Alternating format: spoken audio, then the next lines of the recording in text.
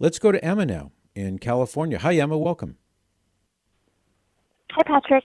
My Hi there. general kind of question is if my husband is in mortal sin and as the head of our house, does it affect me as his wife and then our children? In terms of you being sort of tainted with sin, is that what you mean? Just, I was thinking more of like how like blessings or legacies or curses, not curses per se, but Hmm. can follow a family or stay with a family for generations. Yeah, I understand what you mean. That reminds me of a passage in Jeremiah chapter 31 where it says, in those days they shall no longer say, the fathers have eaten sour grapes and the children's teeth are set on edge. But every man shall die for his own sin. Each man who eats sour grapes, his teeth shall be set on edge. Behold, the days are coming, declares the Lord, when I will make a new covenant with the house of Israel and the house of Judah, not like the covenant that I made with their fathers on the day when I took them by the hand to bring them out of the land of Egypt, my covenant that they broke, though I was their husband, declares the Lord. But this is the covenant that I will make with the house of Israel after those days, declares the Lord. I will put my law within them, and I will write it on their hearts, and I will be their God, and they shall be my people. So you can see there's a kind of shifting away from this idea that the children, or for that matter, the wives, would in some way inherit or receive curses, or we hear people talk about generational curses and things like that. In the sense of the sin being imputed to any of them, no, it would not affect you or your children at all. But from a practical standpoint, if the husband or the father or both, if he is, let's say, there's a pornography addiction, for example, so he's introduced now into the home a foothold for the enemy, and his computer has now become a shrine to the devil. So that can have unintended consequences that can affect the family. And that's not the only example. I mean, maybe it's drinking too much, or maybe it's spending too much time gaming or something. It could be any number of things, and it can have these bad effects on the family life. And eventually, what it could lead to is where the children saw a bad example in their father, and then they wind up following his bad example, or they wind up going in other directions because dad wasn't very strong. So that kind of thing certainly can happen, Emma. But there's no sin or taint of sin that's attached to you, or there's no curse that's connected to you or your family. Your family is not cursed. It will suffer some negative consequences for sure, but I hope that distinction between those two ways of thinking about it is clear. Is that getting to the heart of what you're wondering about? Yes, that is that does answer my biggest question. Is there Hmm. something I can do to should I just be praying for him? Is there something I could read or give to him? It's not anything Hmm. serious. He just refuses to go to confession and uses like the Lord's name in vain, and Yeah, it just yeah. stresses me out. I can imagine. Yeah, I can absolutely imagine. A book that comes to my mind, Emma, is a book by my friend Steve Wood. It's called Legacy. And what's interesting about this book is it's a kind of a pep talk book for dads on how to raise godly children, and specifically sons. Now, the reason this might be the right book is because it's not a direct attack on the problems that your husband is bringing into the home. The blaspheming of God by using his name in vain, and whatever the other things may be. It's a book about, hey, you want to be a great dad? Here's the way to be a great dad. And in that book, he's going to be tutored in how to be a great man, because you can't be a great dad unless you're a great man. Bad men don't make great dads.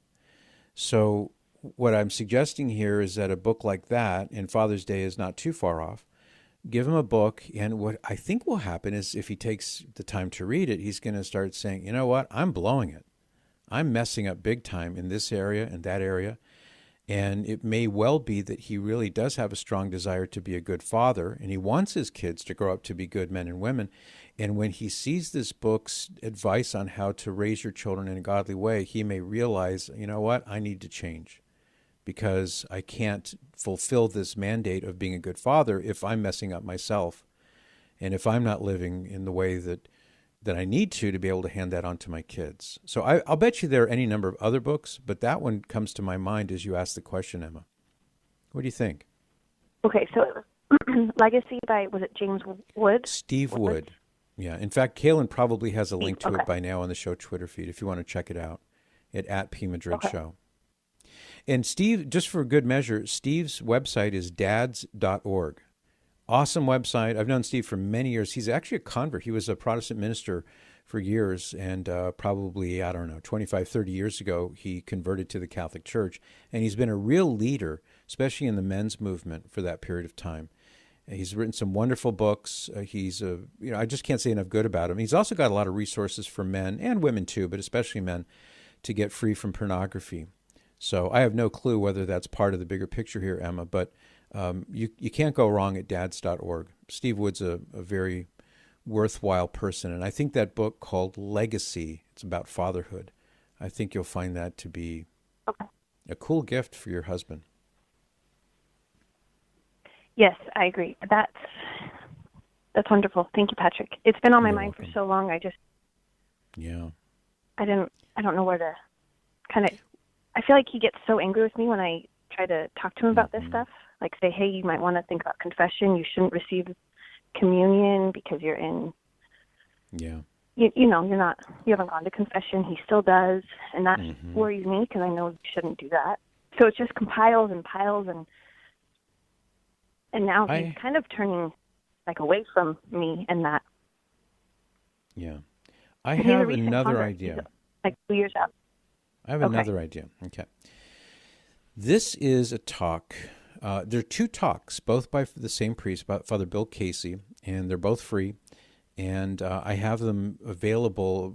The easiest way to get them, Emma, is if you text my name, text Patrick Madrid, all one word, no space. Text it to 84576. I'll repeat it so you can jot it down. So you're going to text my full name, Patrick Madrid, as one word to 84576. And that's going to take you to a place called Flocknote, and you can sign up for, I have what's called the Friends of Patrick Madrid list, where I just put free stuff out there, free videos, free audios, and you can cancel it. I mean, there's no obligation, there's no money that changes hand. Everything is free, and it's just all for you guys. And the two talks that are there, you have to scroll down a little bit, but you'll find them, by Father Bill Casey. One is called Lukewarm Catholicism. That's going to hit your husband right between the eyes. Right between the eyes. That talk, if anything's going to get his attention, that talk will get his attention. The second talk is called The Devil, Murderer and the Father of Lies. And both of these talks are about 45 minutes long, and Father Bill Casey just lays it out. And he explains how people can delude themselves and how they can maybe say, I don't need to go to confession, or I'll go to confession some other time. And he just exposes the folly of that kind of thinking. But these are powerful talks. He's a brilliant orator, and you'll find the talks riveting, and I think your husband will too. So if you want to get them, they're free. Just text my name, Patrick Madrid, to 84576. Scroll down a couple scrolls. You'll sign up with your email. You can sign up with your phone if you want. Again, you can cancel at any time. It's just there for people who want free stuff. And I would play those for your husband. And maybe sit down, pour a cup of coffee, pour a glass of wine, and maybe after the kids go to bed, the two of you sit down together and just play that talk and then discuss it. I wouldn't be surprised if it helps him to really see the folly of some of the stuff that he's doing. I'm sure he's a great guy, but even great guys can wind up going astray in ways that they don't really recognize. This will help him see that. Okay. Thank you, Patrick. Great. You're welcome, Emma. We're going to be stuck in the car for Easter traveling, so. There you go. There you go. See? Yeah. So you'll have a captive audience. I will. Yeah. Yeah. All right. Well, do me a favor, Emma. Call me back down the road and let me know how this goes. I think you'll find these very attention-getting on the part of your husband. Thank you.